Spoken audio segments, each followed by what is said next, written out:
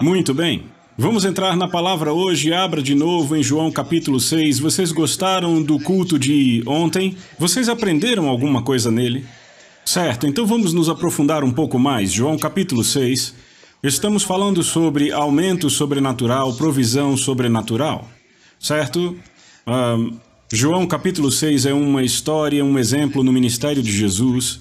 Verso 1. Após estas coisas, Jesus partiu para o outro lado do mar da Galileia, que é o mar de Tiberíades, e uma grande multidão o seguia, porque eles viam seus milagres que operava sobre os enfermos. Sabe, vimos essa história ontem e vamos continuar a história. Verso 3. E Jesus subiu ao monte e assentou-se ali com seus discípulos. E a Páscoa, a festa dos judeus, estava próxima, e Jesus, levantando seus olhos, vendo que uma grande multidão vinha até ele, disse a Felipe: onde nós compraremos pão para que eles possam comer? Mas dizia isso para o experimentar, porque ele bem sabia o que ia fazer. Felipe respondeu-lhe: 200 denários de pão não são suficiente para que cada um deles tome um pouco? Um dos seus discípulos, André, irmão de Simão Pedro, disse-lhe: está aqui um rapaz que tem 5 pães de cevada e 2 pequenos peixes, mas o que é isto para tantos? E disse Jesus: fazei os homens se assentarem. E havia muita grama naquele lugar, assim os homens se sentaram em número de aproximadamente 5.000. E Jesus tomou os pães e, havendo dado graças, ele distribuiu para os discípulos, e os discípulos para os que estavam assentados, e do mesmo modo os peixes quanto eles queriam. Quando estavam saciados, disse aos seus discípulos: recolhei os pedaços que sobraram, para que nada se perca. Recolheram, pois, e encheram 12 cestos de pedaços dos 5 pães de cevada, que sobejaram aos que haviam comido. Então, vendo aqueles homens o milagre que Jesus tinha feito, diziam: este é verdadeiramente o profeta que devia vir ao mundo. Um verdadeiro testemunho de uma provisão miraculosa. Glória a Deus. Podemos chamar de um milagre financeiro, não é? Embora eu quero que notem que não teve nada a ver com o dinheiro, porque nesse caso em particular o dinheiro não teria suprido a necessidade. Eles até fizeram um ponto sobre isso, disseram: sabe, 200 denários de pão não seriam suficientes, chamando a atenção ao fato de que havia, sabe, mesmo aquela quantidade de pão não seria suficiente se estivesse disponível, se tivessem um lugar para comprar, mas estavam no deserto, assim como Jesus. Bem, estamos falando sobre fé para provisão sobrenatural. Eu creio que Deus quer que seus filhos andem em provisão sobrenatural. Existe uma provisão natural, o mundo vive no sistema natural. Percebemos que Deus criou coisas que existe semeadura, colheita e por aí vai. Então você poderia dizer que o padrão é sobrenatural, espiritual, mas na verdade é um processo natural. Isso na Terra, sabe, é o ciclo de Gênesis. Você planta uma semente e tem uma colheita. Isso não é de fato sobrenatural. Mas isto que vemos aqui Jesus ministrando, isso é algo que está acima da norma. Isto é algo que supriu uma necessidade que um processo natural não poderia suprir. E eu creio que o Senhor quer que andemos em provisão sobrenatural. Amém? Isso não significa que todo dia necessariamente tem que haver um novo milagre. Você possivelmente não vai precisar disso, mas significa sim que Deus quer o seu povo, o povo que o representa como embaixadores, demonstrando a abundância do nosso lar, do céu, a abundância daquele e naquele que nos enviou. Glória a Deus. Somos chamados de embaixadores de Jesus Cristo.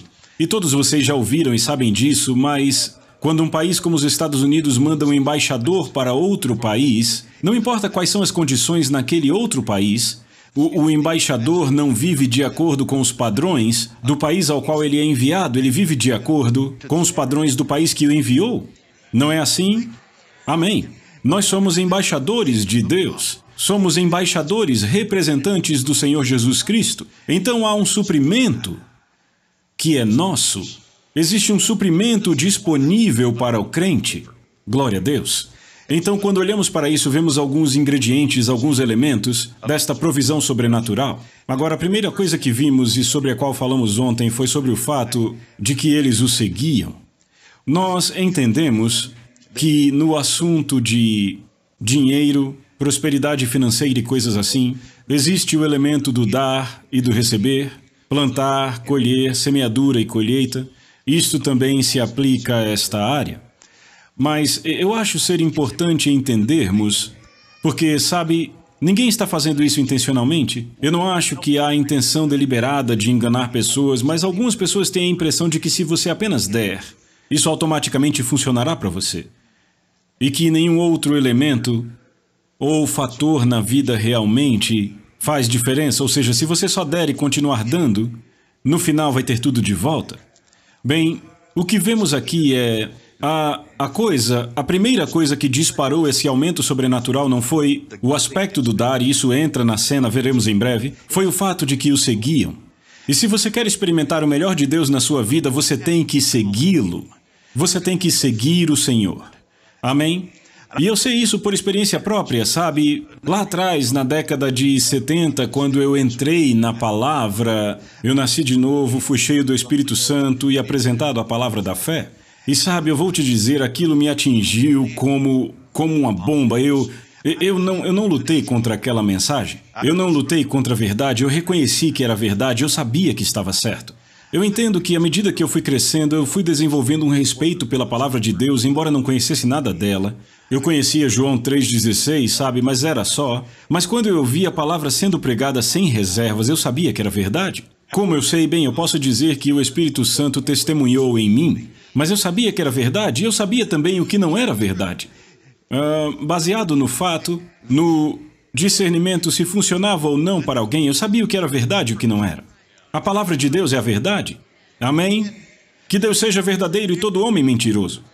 Glória a Deus, o céu e a terra passarão, mas nem um i, nem um tio da palavra jamais mudará. Eu sabia que aquilo era verdade e eu aceitei.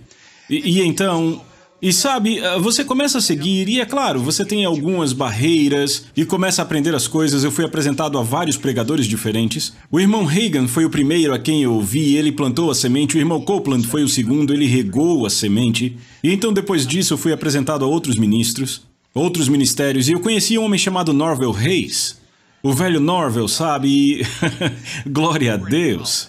O irmão Reagan falava muito bem dele e isso me bastava. Então, sabe, eu escutava Norvel Hayes e observava a forma como ele operava, porque ele era um homem de negócios.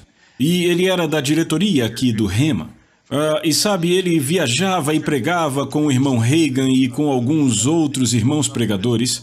E ele organizava conferências, mas ele tinha negócios também. E ele tinha todas essas coisas, sabe, gerando renda. E eu dizia, sabe, isso me parece bom, eu gosto disso. Eu acho que é isso que eu vou fazer. Eu vou ser apenas um cristão rico, um homem de negócios, milionário, com todo o dinheiro que eu preciso, para não precisar trabalhar. Sabe, eu vou poder viajar e pregar e ministrar, porque era isso que queimava no meu coração. Eu queria pregar a palavra. A luz que eu tinha, eu queria ajudar outros a terem. Você entende do que eu falo? Então eu decidi que eu queria ser um Norvel Hayes. Eu disse, isso é bom. E eu entrei nos negócios. E, irmão, eu quero te dizer uma coisa, eu dei... E eu confessei, e eu criei. Eu não assistia televisão, eu não ouvia rádio a não ser rádio cristã. E realmente o Senhor fez uma obra impressionante na minha vida e da minha esposa. Ele nos trouxe do 0 para os 60, sabe, assim. Sabe, foi uma coisa, a melhor forma de descrever seria... Ele abriu a minha cabeça, me virou de cabeça para baixo e tirou tudo o que eu sabia, de 20 e poucos anos de experiência humana, e encheu meu coração e minha mente com a palavra. Eu mudei, sabe? Eu me tornei uma Bíblia ambulante. Eu citava passagens, sabe? Eu dava testemunho num piscar de olhos. E se alguém dava um testemunho, eu logo dava o meu também, sabe? Porque era o que queimava em mim.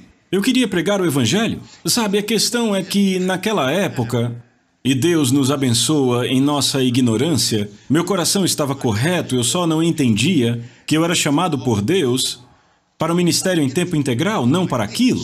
Eu ficava pensando, ok, eu tenho que manter esse fluxo de renda, eu tenho que fazer essas outras coisas. Eu queria pregar, sabe? E depois que o Senhor tratou comigo e a minha esposa e eu, realmente entendemos que eu era chamado para ministério em tempo integral, olhamos para trás e pensamos, é claro, o que a gente estava pensando, sabe? Mas eu só estou contando onde estávamos na época. Então... eu vinha trabalhando a vida inteira, eu estava nos negócios e, rapaz, eu estava fazendo tudo o que eu achava que tinha que ser feito, eu dava, eu preenchia cheques, ofertas a ministros, dava suporte, eu pregava, eu tinha um programa no rádio, um vizinho de porta que eu tinha, ele tinha uma pequena rádio no Mississippi, e eu estava testemunhando para ele um dia, e ele disse, sabe, as pessoas precisam ouvir o que você testemunha, eu vou te dar um tempo no rádio se você apenas pregar na minha rádio. Eu disse, eu faço.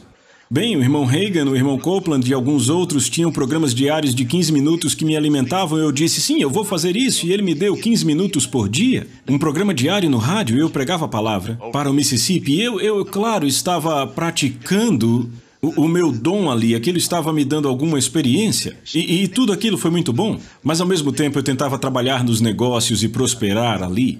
E eu ia cada vez mais e mais para baixo. Para baixo. Para baixo.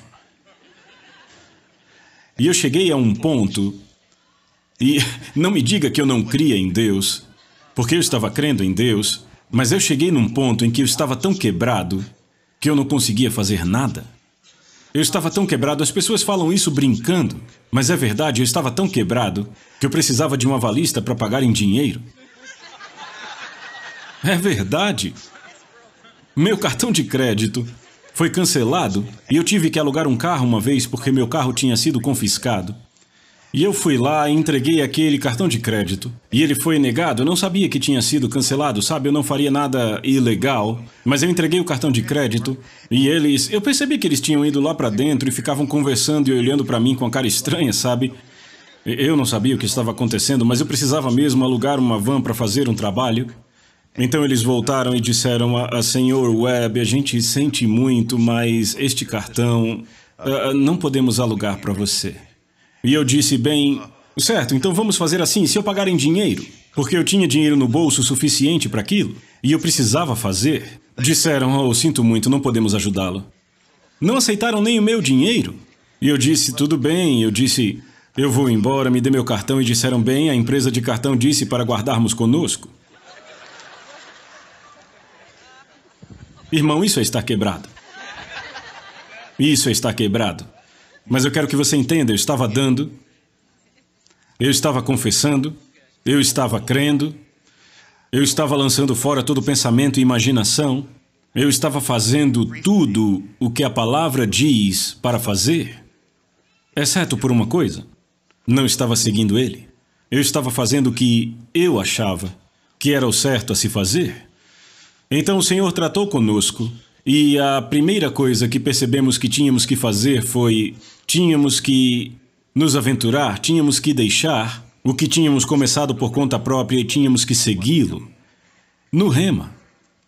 Eu me alimentava com as fitas do irmão Reagan, escutava tudo que ele ministrava e de outros ministros também. Eu estava dentro da palavra e não era bem da doutrina que o Senhor queria tanto que eu saísse, porque eu já era bem versado na palavra, mas tinha algumas coisas que eu precisava viver, coisas que eu precisava provar na minha vida, entende? Só porque a pessoa sabe o que a Bíblia diz não quer dizer que... Bem, você entende o que eu quero dizer. Amém? Muita gente sabe o que ela diz, mas ainda não provou. E precisamos provar essas coisas. Não precisamos nós, pregadores, mestres, não deveríamos ficar ensinando teoria ou a teoria de outra pessoa. A gente deveria ensinar a partir do que vivemos.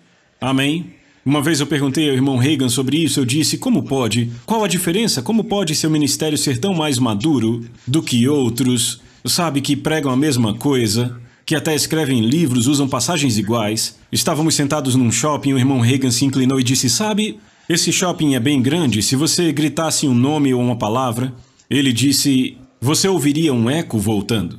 Ele disse, o eco estaria dizendo a mesma coisa, mas ainda haveria uma diferença entre a voz e o eco. E eu disse, meu Deus, essa foi boa.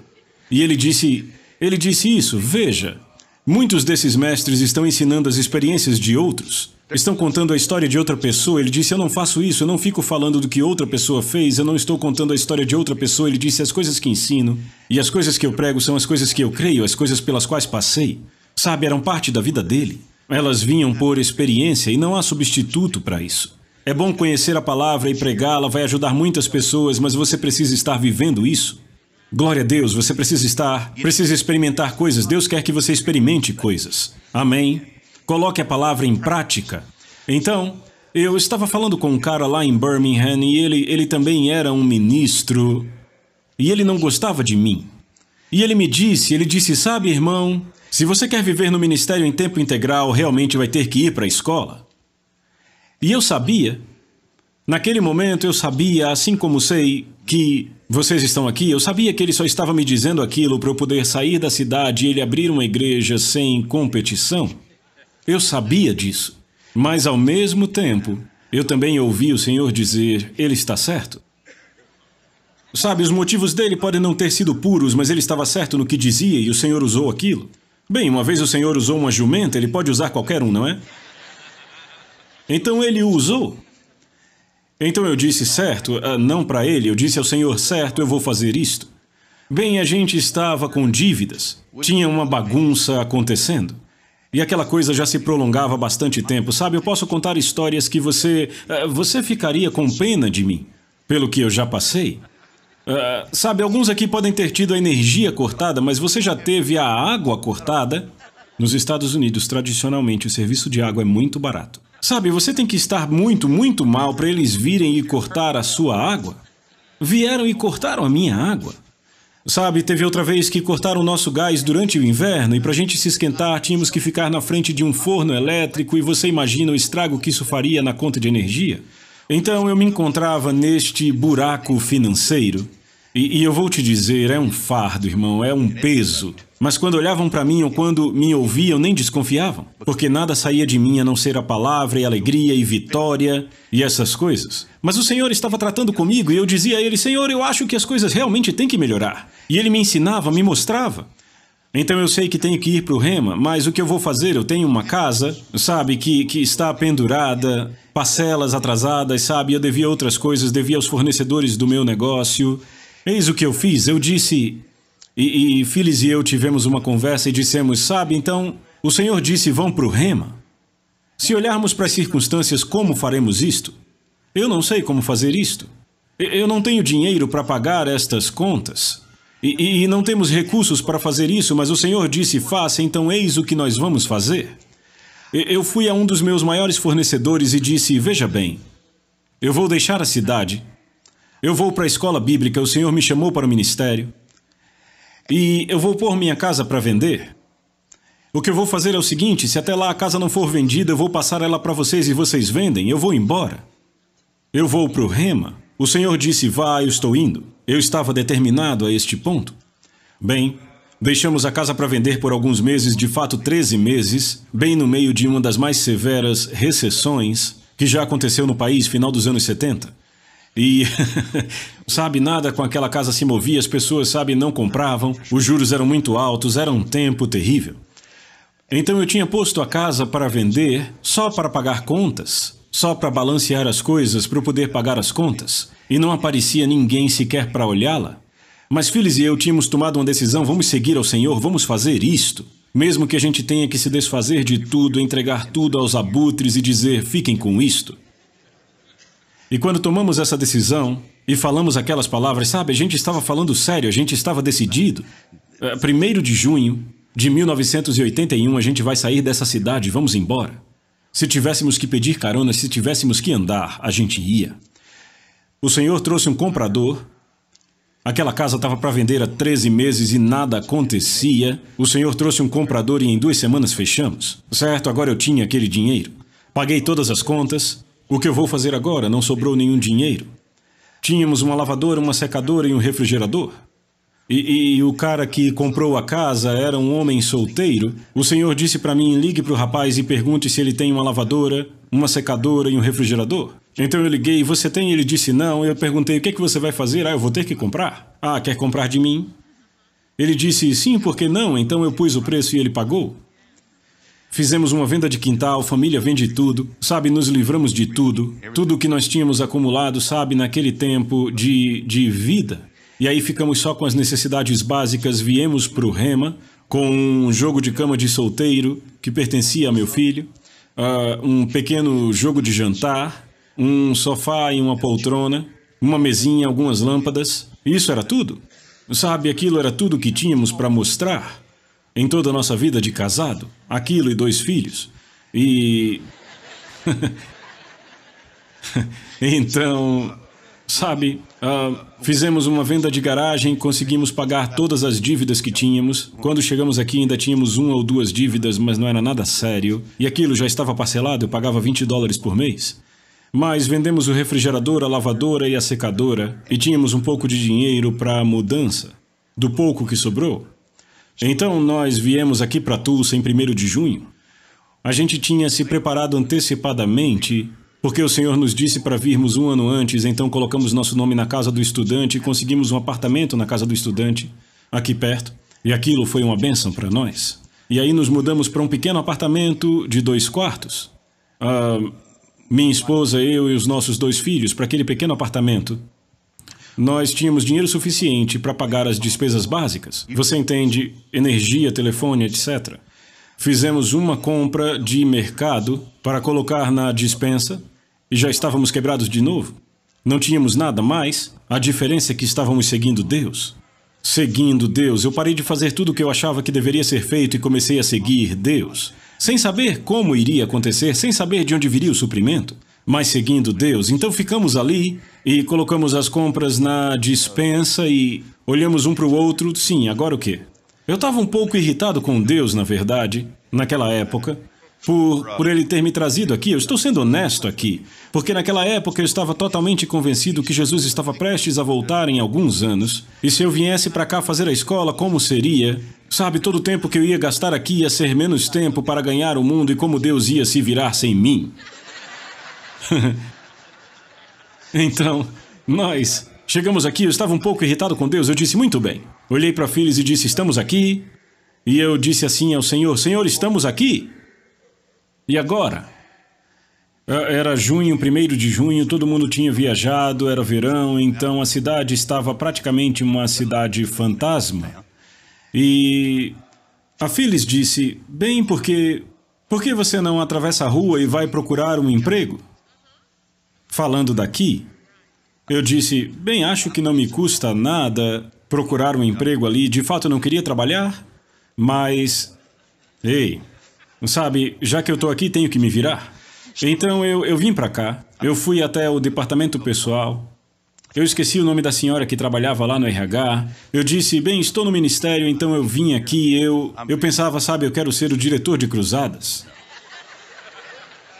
Eu não sei cantar, não vou tentar entrar no louvor, eu sabia que não sabia cantar, mas de repente eu posso servir para algo administrativo, sabe, posição importante. Então, afinal, eu sou um pregador de rádio, você entende o que eu digo? Então eu vim aqui, fui no departamento pessoal, e eu preenchi uma ficha com as experiências de trabalho que eu tinha, e eles me ligaram.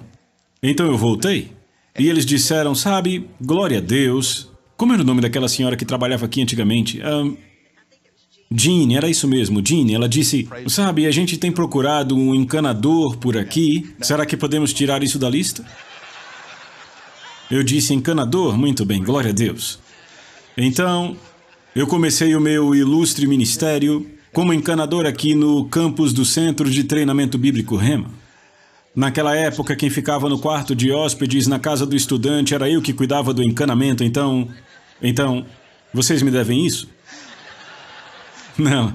A gente colocou a mão na massa e começamos a trabalhar, sabe? À medida que o tempo passou, eu vi a sabedoria de Deus, como o Senhor me conectou aqui, sabe? É interessante porque quando saímos daqui, seguindo Deus outra vez, Ele nos levou para a nossa cidade natal. E eu sei que Ele faz isso com muita gente, sabe?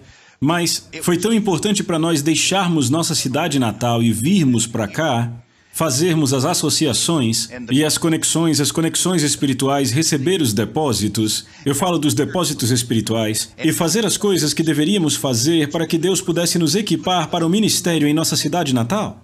Sabe, sua mente natural pode se perguntar, ora, se você vai ministrar na sua cidade natal, então por que ir embora? Porque você tem que seguir. Agora veja Marcos capítulo 10, outra vez. Marcos capítulo 10, a história do jovem rico. E estando ele pelo caminho, veio ali alguém correndo e ajoelhando-se em direção a ele, perguntou-lhe, bom mestre, o que farei para que eu possa herdar a vida eterna? E Jesus lhe disse, por que tu me chamas bom? Ninguém é bom a não ser um que é Deus. Tu sabes os mandamentos, não cometerás adultério, não assassinarás, não furtarás, não dirás falso testemunho, não defraudarás, honra teu pai e tua mãe. E ele respondeu dizendo, mestre, tudo isso eu tenho guardado desde a minha juventude. E aqui eu digo de novo, essa é a razão pela qual esse jovem prosperava. Essa é a razão pela qual ele tinha dinheiro, riqueza, porque era praticante da palavra, era dizimista. Ele dava.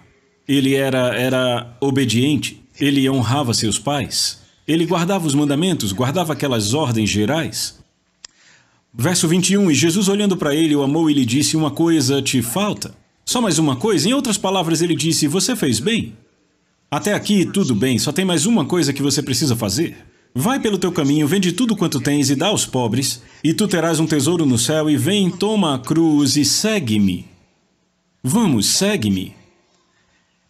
E o verso 22 diz, mas ele, entristecendo-se com o que foi dito, foi embora afligido, pois ele tinha grandes posses.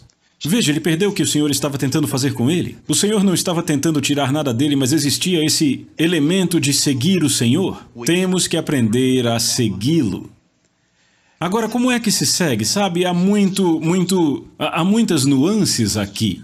Há muitos elementos nisso. Seguir o Senhor, obviamente sabemos, somos filhos, somos guiados por Deus, então seguimos o nosso coração. Sabemos que devemos seguir certas coisas, seguimos a palavra, seguimos o testemunho interior, nós não seguimos a carne, nós não seguimos ofensas, nós não seguimos, sabe, o que o mundo chama de sucesso, porque esse homem tinha um certo nível de sucesso aos olhos do mundo, mas ainda assim estava com fome. Tinha algo faltando na vida dele, tinha algo que ele queria, e ele viu isto em Jesus.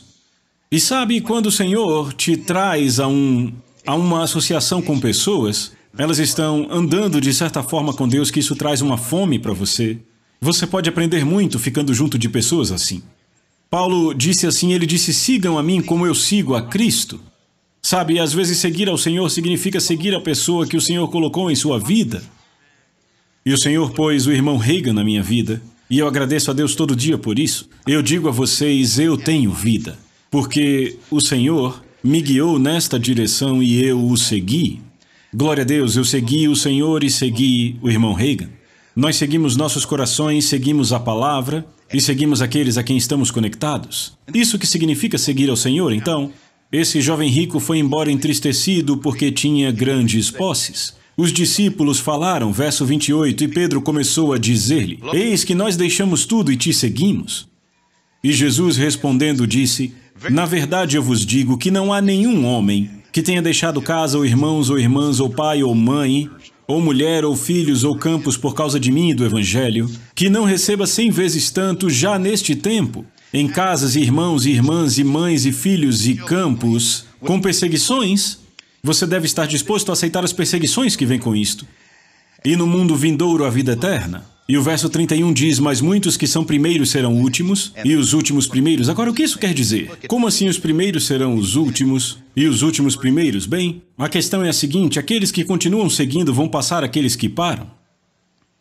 Você pode ter começado mais tarde, mas se você continuar próximo, se continuar seguindo, vai acabar passando aquele que já está há muito mais tempo. Acontece assim. Mesmo com você começando depois, a chave é não pare de seguir Jesus. De seguir aqueles que Jesus põe em sua vida. Então seguimos o Senhor, e o seguimos até o Rema, e o seguimos até o irmão Reagan, e o seguimos para este ministério, para este, para esse fluxo, para esse campo, se você preferir, você sabe o que eu quero dizer. Nós o seguimos, e uma vez que chegamos aqui, e aprendemos mais e mais sobre seguir, aprendemos que onde seguimos, aonde o Senhor guia, lá há suprimento para nós.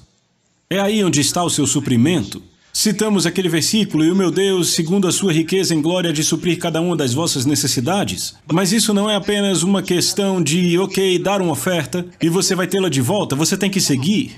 Você tem que estar onde o Senhor te diz para estar, quando Ele diz, fazendo o que Ele diz para você fazer. Do contrário, você vai perder, porque sabe, parte do seu suprimento sobrenatural tem a ver com estar em posição para receber. Agora, todas as outras coisas são importantes, não me entenda errado. Eu não as minimizo de jeito nenhum, de fato eu as maximizo. Mas queremos apenas acender uma luz sobre esse elemento que às vezes é subestimado. Você tem que estar na vontade de Deus, é aí que sua fé funciona. Por isso que não funcionou para mim quando eu estava em Birmingham. Agora eu estou de volta em Birmingham e está funcionando muito bem. Mas naquela época, entende, o Senhor queria que eu deixasse algumas coisas. Ele pode apenas querer que você deixe mentalidades. Pode ser deixar uma forma de pensar. Mas de fato havia um reposicionamento geográfico que eu tinha que aceitar, que eu tinha que realizar. Eu tinha que segui-lo vindo a Tulsa.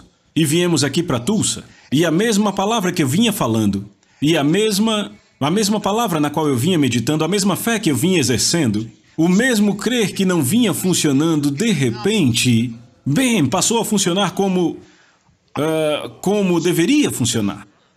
Está funcionando muito bem. Eu estou me divertindo muito mais do que você imagina. E coisas pelas quais eu tenho orado, respostas que eu tenho esperado. Eu não tinha resposta de orações antes, a não ser quando eu orava por outra pessoa.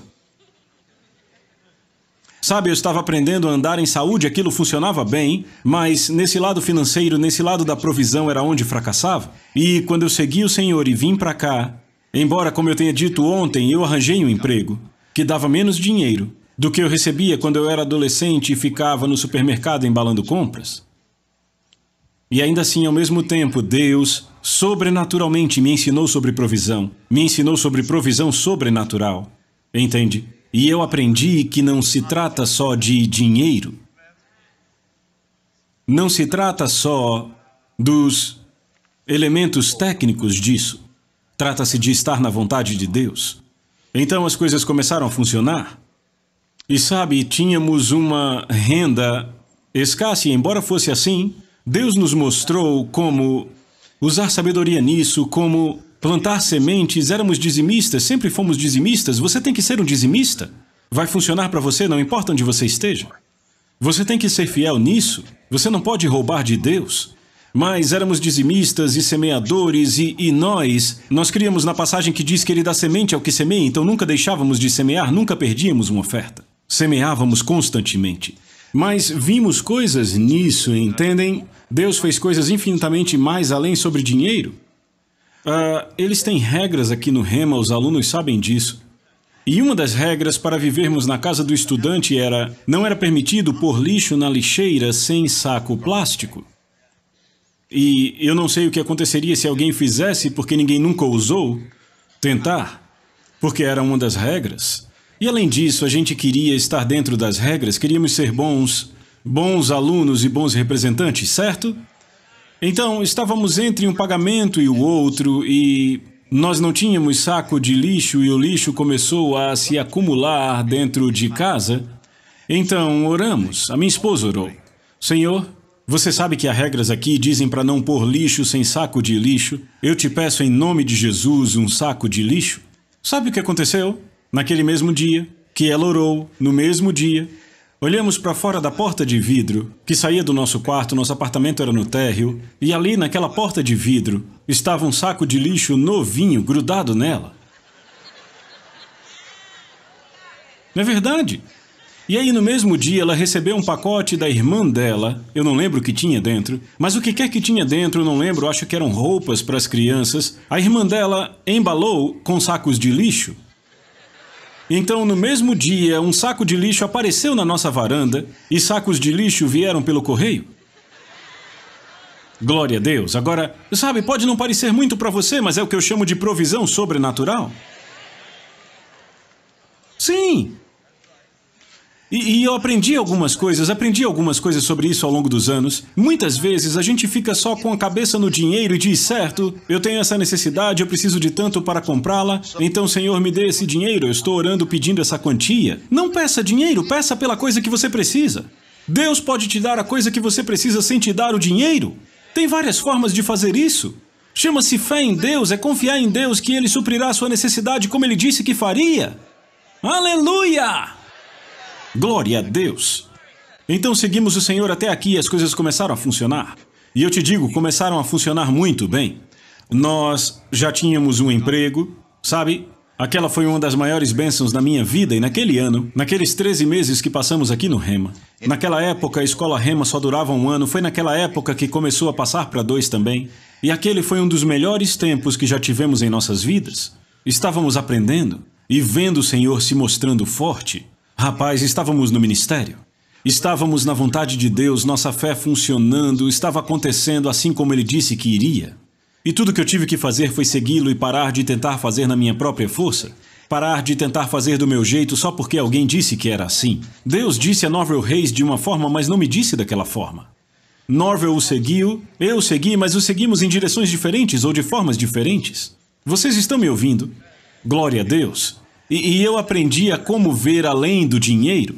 Entenda, porque naquela época tudo dizia respeito a dinheiro para mim. Sabe, tenho que ter dinheiro, tenho que ter isso. Não, eu aprendi, eu ouvi o irmão Sumrall falando isso. Acho que foi aqui mesmo, o irmão Lester Sumrall, falando do começo do seu ministério. Sabe, como ele começou com um trailer lá na Louisiana, em Nova Orleans, e começou a viajar por ali e pregar em pequenas igrejas do interior. E ele ia até lá, os pequenos fazendeiros assistiam o culto, mas não tinham ofertas, eles não tinham dinheiro. E ele disse, bem, eles não têm dinheiro, mas têm galinhas. E ele disse, então hoje receberemos uma oferta, tragam uma galinha. E ele colocou uma gaiola ali, nos fundos do auditório, e os fazendeiros traziam galinhas, colocavam na gaiola, depois ele vendia as galinhas. Era a oferta deles, entende? Isso faz parte do suprimento de Deus. Aleluia! Mas a gente fica muito focado no aspecto do dinheiro disso tudo. E aqui outra vez em João capítulo 6, não foi dinheiro que fez a diferença, mas Deus os alimentou. Amém? Glória a Deus. E Deus quer fazer o mesmo por você, então temos que segui-lo. Agora, a segunda coisa que vemos aqui em João capítulo 6 é a seguinte. Ele disse que, na história, o segundo ingrediente que deveríamos observar é que houve alguém que desce na história. Esta coisa, esse milagre sobrenatural que aconteceu, incluiu um doador. E sabe, se você quer experimentar a provisão sobrenatural de Deus, esta provisão, o aumento sobrenatural, então você vai ter que aprender a dar sem medo. Agora, não é a mesma coisa que dar de qualquer jeito, não é a mesma coisa que dar de forma tola, mas você vai ter que aprender a dar sem medo. Você terá que aprender a confiar em Deus e dar quando parecer que não é sábio. Se o Senhor disser para você fazer ou se a oportunidade se apresentar. Vez após vez, lá no começo, a gente limpava tudo e semeava tudo que a gente tinha, sabendo que Deus traria o aumento ao nosso caminho. Amém? Agora não vivemos mais assim. Não estamos mais no fio da navalha. Naquela época estávamos. Talvez você esteja ou não. Mas qualquer que seja o caso, não importa muito onde você está, mas o que você tem que fazer é... Você terá que desenvolver um coração doador, terá que desenvolver uma atitude destemida no que diz respeito a dar. Teve uma vez que tínhamos uma conta, isso foi antes de virmos para cá, mas eu quero mostrar o milagre, a provisão de Deus. Uma vez eu devia dinheiro à Receita Federal, e sabe, no dinheiro de hoje não é muito, mas naquela época, para mim era como $1 milhão porque eu não tinha nada. E eles não são as pessoas mais pacientes do mundo, você sabe. Então eu deixei rolar algumas taxas e eu não conseguia pagar, enfim. Então, eu tinha $5. Só tinha isto. E havia um encontro em Cleveland, Tennessee, com Norvel Hayes. Estava organizando o encontro e o irmão Reagan também pregaria. Então, um pastor amigo meu, eu trabalhava para a igreja dele, ele me convidou para o encontro. E eu disse, sim, eu vou com você. Então, eu já tinha carona. Então fomos para Cleveland, Tennessee, de Birmingham. Eu tinha $5 e pensava, sabe, eu vou fazer esses $5 durarem os 3 dias que eu tenho que passar lá, sabe? E se eu não comer, não tem problema. Eu realmente não me importava, sabe? Não me incomodava jejuar alguns dias para ouvir a palavra. Para mim aquilo era importante. Sabe, para estar naquela presença eu não me importava. Mas eu disse, eu vou fazer isso durar. E ele tinha me oferecido me dar uma carona e me dar um quarto. Então eu tenho um quarto, tenho uma carona, tenho $5, eu vou. Então fomos até lá e na primeira noite levantaram uma oferta. E sabe, o Espírito do Senhor estava se movendo. E eu sabia que ali estava uma oportunidade. Eu tinha aqueles $5 no bolso. E eu peguei aqueles $5, me virei para o meu amigo que era pastor e eu disse, pastor, concorde aqui comigo. Eu preciso de um retorno e eu preciso disso rápido. Porque a Phyllis está em casa, sabe? Eles mandaram uma carta daquelas, tínhamos até a sexta-feira. Você já recebeu uma da Receita Federal, você tem até sexta-feira. Eu não sabia o que ia acontecer, mas eu também não queria descobrir. Muito bem, então eu disse, eu tenho que ter um milagre. Então eu pus aqueles $5 na salva e sabe, lá em Birmingham, no dia seguinte, pessoas foram à minha casa e disseram que o Senhor falou com elas. E disse a elas para darem à minha esposa Sabe, entre outras coisas, havia ali um cheque de $506. A propósito, eu devia $500 e eu esqueci de falar. Então eu tinha os $500 que precisava para pagar a conta. Eu recebi de volta a semente de $5 e ainda tinha $1 sobrando. Agora, irmão, eu vou te dizer. É assim que funciona, mas vem. Alguém nesta história, este jovem com os pães e os peixes, ele deu o melhor que tinha, ele de fato deu tudo que tinha, ele tinha suficiente para si.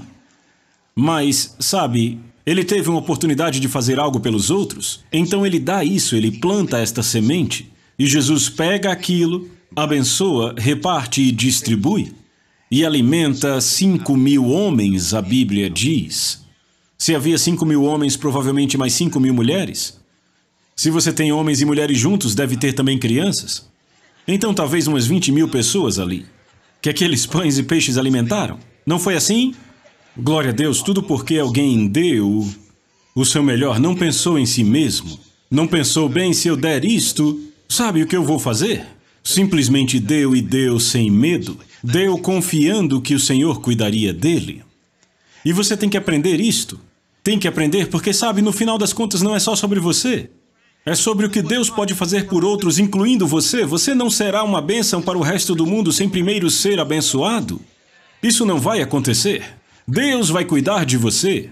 Deus vai multiplicar a semente que você semeia. Deus fará com que o aumento chegue à sua vida. Eu acredito, a Bíblia diz que depois que juntaram o que sobrou do piquenique, havia 12 cestos cheios, e se você ler em qualquer comentário vai entender que não eram pequenos cestos de piquenique, eram cestos enormes. 12 cestos cheios do que sobrou. Agora imagine o que aconteceu com aqueles cestos, com aqueles 12 cestos cheios. A Bíblia não nos diz, mas eu tenho que acreditar baseado em outras coisas, sabe? A palavra de Deus diz, Jesus disse, Lucas 6,38, dai e vos será dado. Ele não diz será dado a outra pessoa, é a você. Boa medida, recalcada, sacudida, transbordante. Os homens vos darão. Imagine aquela mãe que preparou o lanche daquele garoto, olhando pela estrada e vendo seu filho voltando daquela cruzada, com 12 caras carregando 12 cestos, e ela pensando, meu Deus, no que será que ele se meteu? Mas ele pegou aquele lanche que o alimentaria e o deu ao Senhor, e o Senhor multiplicou e distribuiu, os discípulos distribuíram e aquilo abençoou toda a congregação. Sabe, foi exatamente isso que aconteceu a noite passada na oferta. Eu acho que foi o irmão aqui, com quem o Senhor falou sobre $1 milhão e plantou aquela semente de $100.000. Foi exatamente o que vimos a noite passada. Sabe, quando o cheque chegou, quando eles deram aquele testemunho, eu não acho outra forma de falar, eu percebi como águas espirituais subindo. Era como uma grande enchente tomando esse lugar e eu fiquei, uau, glória a Deus. Isso nos inspirou, nos abençoou, estabeleceu um objetivo para nós.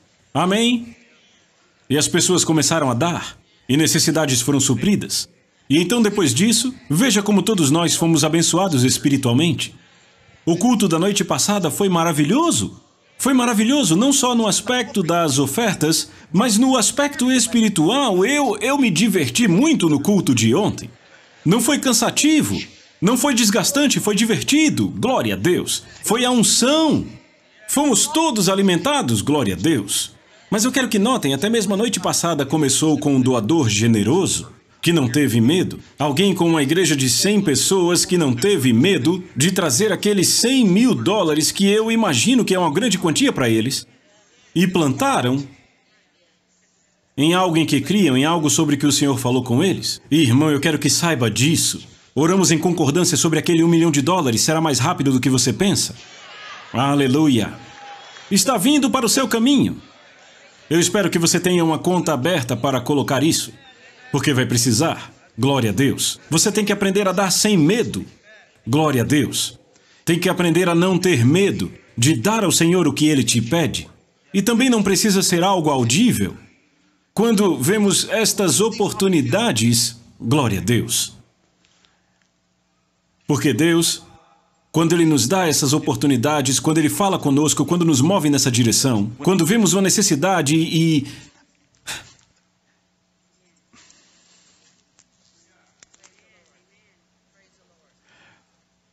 Deus quer levantar pessoas que vivem para dar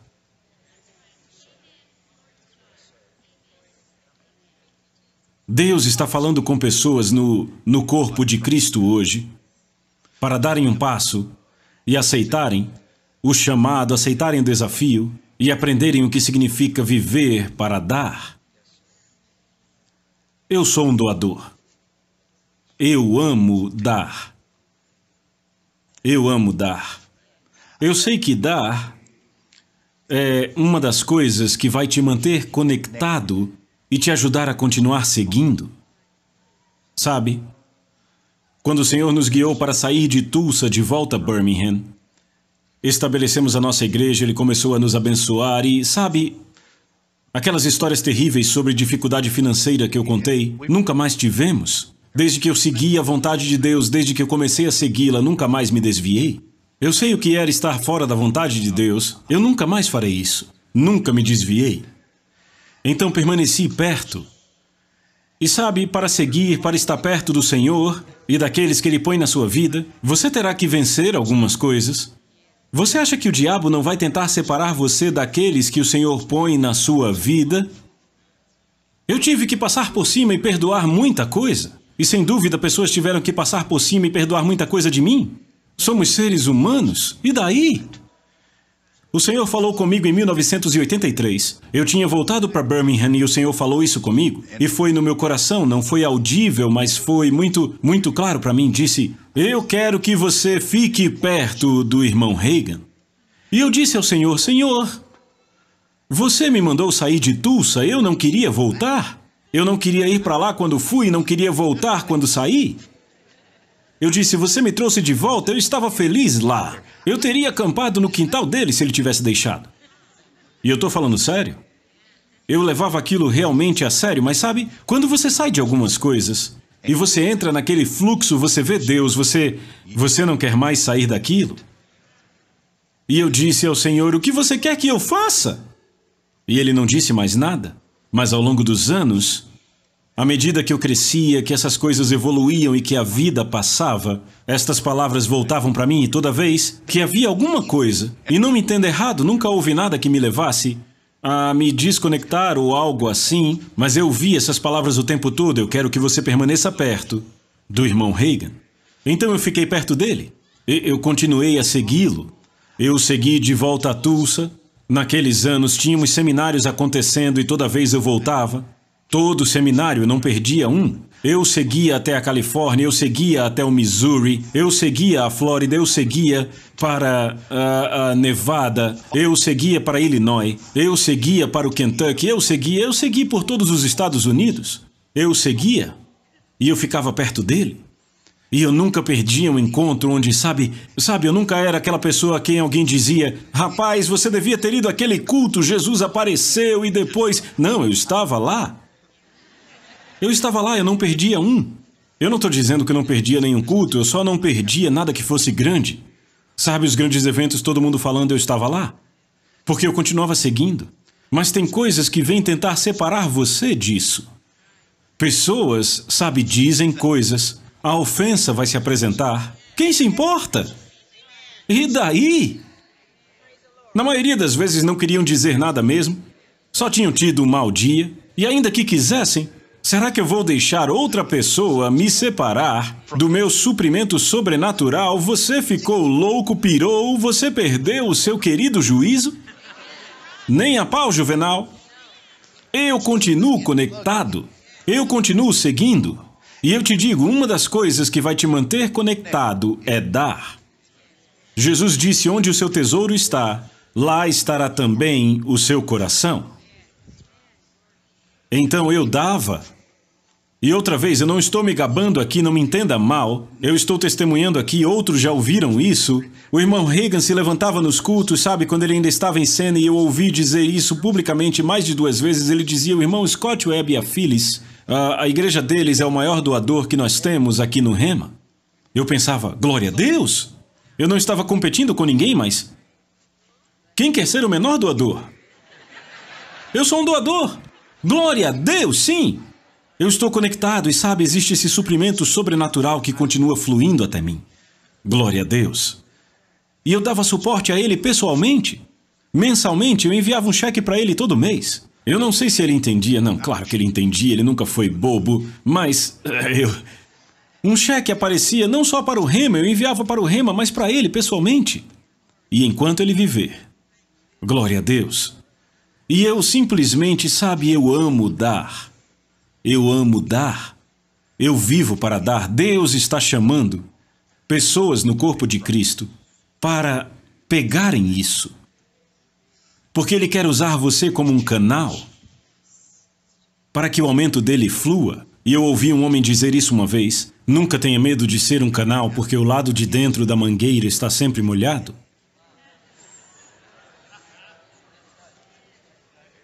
É isso que você é, afinal. Não é você que recebe a glória, Ele te abençoa para que você abençoe outros.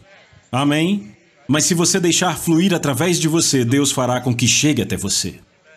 Ele não se incomoda se você usa roupas boas. Na verdade, Ele gosta que você use roupas boas.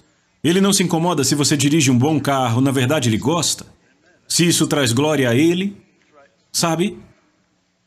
Deus também não se incomoda que você tenha um avião. Se isso traz glória para Ele, tudo bem para Ele. Uma vez Lester Sumrall falou: Deus sempre irá de primeira classe se encontrar alguém para ir com Ele. É uma verdade. E quando ouvi isso, disse: Senhor, pode contar comigo.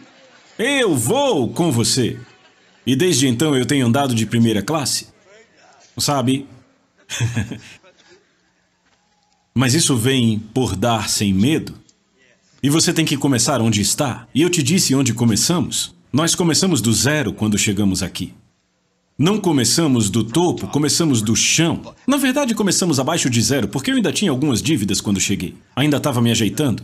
Mas semeamos o que tínhamos. Cremos em Deus por sementes. E Deus nos abençoou com sementes. Nós demos moedas quando era tudo o que tínhamos. Agora, tem pessoas que dão moedas quando podem dar mais. Isto não vai te ajudar. Agora, quando é tudo que você tem, era o que tínhamos. Agora, ouçam aqui, nunca tenha vergonha da sua semente.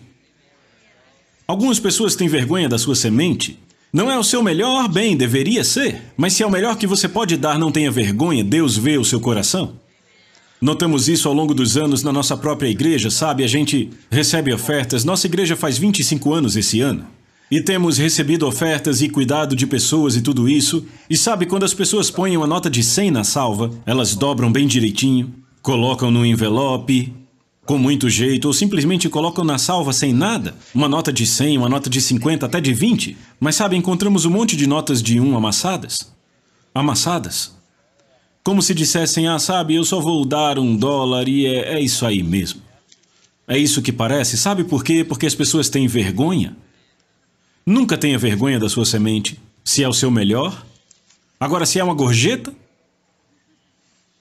Deus não funciona com gorjetas. Mas se é uma semente, nunca tenha vergonha. Glória a Deus. Mas viva para dar. Torne-se destemido no seu dar. Note toda vez que o Senhor te levar a dar, toda vez que te der uma oportunidade para se esticar, para fazer algo acima e além, não é porque Ele quer tirar algo de você, é porque Ele quer dar algo a você. Sempre há uma colheita em toda semente. Há uma colheita naquela semente. Você está ouvindo? Sabe, é disso que se trata o 100 por 1. Jesus disse isso: não há nenhum homem que deixou essas coisas que não receba nessa vida 100 vezes tanto. Sabe, só porque o 100 vezes mais tem sido abusado ou mal entendido, isso não o tira da Bíblia. Jesus ainda disse isso. E muita gente fica confusa com isso porque tem sido ensinado errado. Sabe, o Senhor me mostrou o que é o 100 por 1. Você quer saber o que é? 3 querem saber, o resto não se importa? Certo, eu vou dizer o que é. Nós primeiro precisamos definir algumas coisas. As pessoas às vezes confundem estas coisas. 100%, 100 vezes 100 por 1. Vamos pegar o primeiro, 100%. Sabe o que é 100%? 100% é a mesma quantia igual. Digamos que pegamos $10 ou 10 gatos. Não importa. Se você aumenta esses 10 em 100%, o que você tem? Quantos? 20. $10 aumentados de 100% são $20. 10 gatos aumentados em 100% são 20 gatos, certo? Se aumentamos esses mesmos 10 dólares ou 10 gatos 100 vezes o que nós temos, 10 vezes 100 é 1.000. Então, 10 dólares vezes 100 é 1.000. 10 gatos vezes 100 dá 1.000, certo?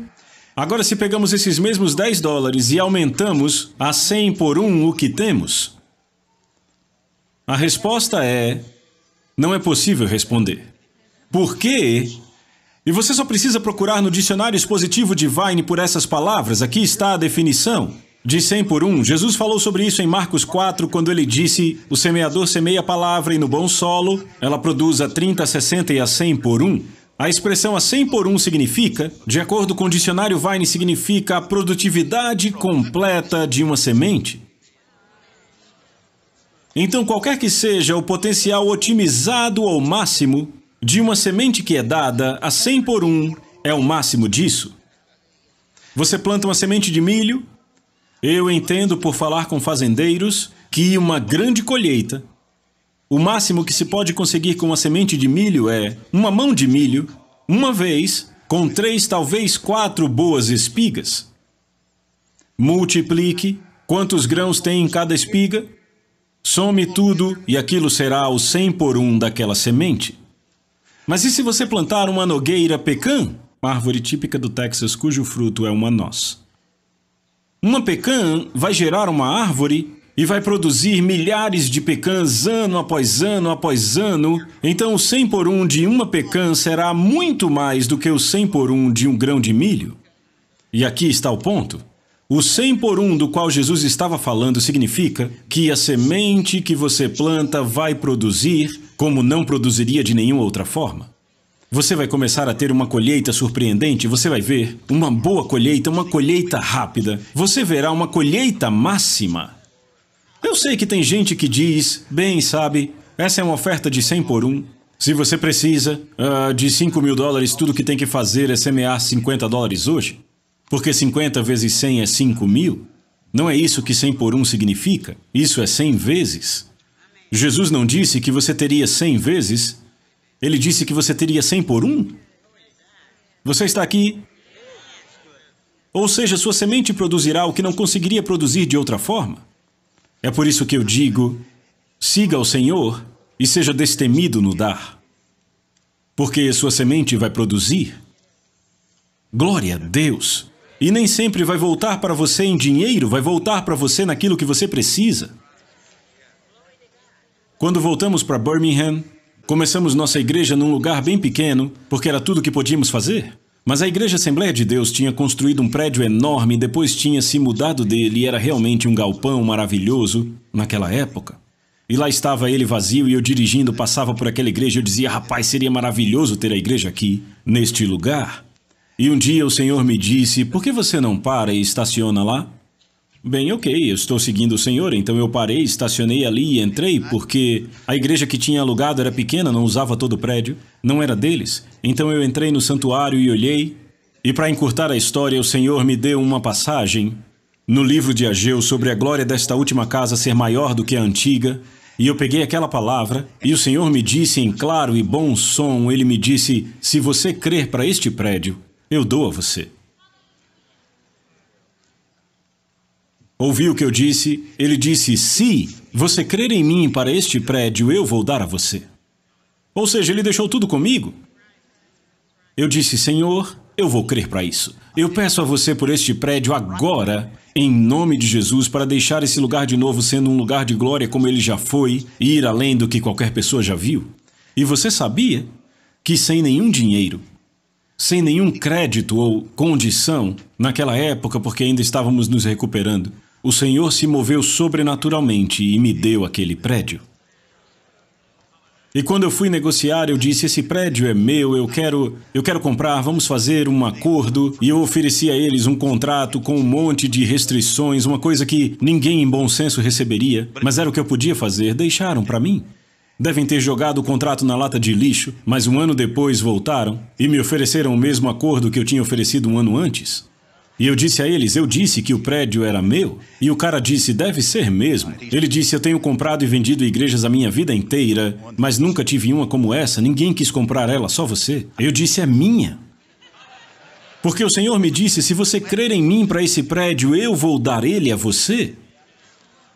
Mas sabe, durante todo esse processo, o diabo tentou me tirar dos trilhos, querendo que eu passasse a acreditar na coisa de outra forma, que dependesse de dinheiro. Mas o Senhor sempre me trazia de volta. E Ele dizia, eu não disse a você para crer pelo dinheiro, eu disse para crer pelo prédio e eu daria a você. E assim eu fiz. Eu creio para o prédio, Senhor. Glória a Deus. Veja, sua semente produz, seu suprimento flui. Aleluia! Não tenha medo de dar. Seja destemido no seu dar. Glória a Deus. Quando você está seguindo Deus, quando está onde Deus te chama para estar, vai funcionar.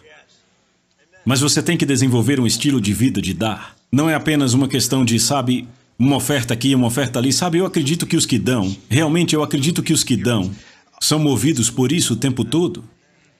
Quer dizer, eles dão boas gorjetas nos restaurantes, dão boas gorjetas para os garçons, sabe? E não se trata só de igreja, você entende o que eu estou dizendo? Uma vez eu vi um homem de outro ministério, um ministério próprio, e eu o vi num culto com uma jaqueta de couro. E outra vez que eu encontrei, eu falei da jaqueta, eu disse, rapaz, aquela jaqueta que você estava usando é muito bonita, onde foi que você comprou? Ele disse, eu não sei. Vou descobrir. Antes de eu chegar em casa, eu estava viajando, antes de eu chegar, ele tirou aquela jaqueta do armário, colocou numa caixa e deu para mim. É um doador. Mas sabe, eu já fiz o mesmo por outras pessoas. Não faz muito tempo eu estava num restaurante. E um garçom chegou até mim, brincando, ele disse, rapaz, que gravata bonita, você devia me dar essa gravata. Eu disse, ok. Tirei e dei para ele. Eu estou falando sobre viver um estilo de vida doador. Sabe, ser um doador. A Bíblia diz em... Onde que é? Qual é a passagem? Romanos, onde fala sobre aquele que dá, que faça com simplicidade. Sabe, mantenha simples. E apenas dê. Sabe, pague a conta. Quando sair para comer, seja uma bênção. Faça mais pelas pessoas do que elas esperam que você faça. Apenas dê. Apenas dê. E apenas observe o processo do 100 por 1, fazendo aquela semente produzir na sua capacidade máxima. Uau! Glória a Deus! Eu não sei você, mas eu estou me sentindo muito bem hoje. Amém! Dê liberalmente. Você começa dando o que você tem e o Senhor vai te dar mais. E chegará o tempo em que você estará dando cheques de 100 mil dólares. Você vai dar carros. Você vai dar casas, você vai dar aviões e coisas assim. Deus fará isso com todo aquele que aceitar o desafio. Não somos chamados para a mesma coisa, eu entendo isso, mas eu creio que qualquer um pode dizer, Senhor, eu quero ser um canal.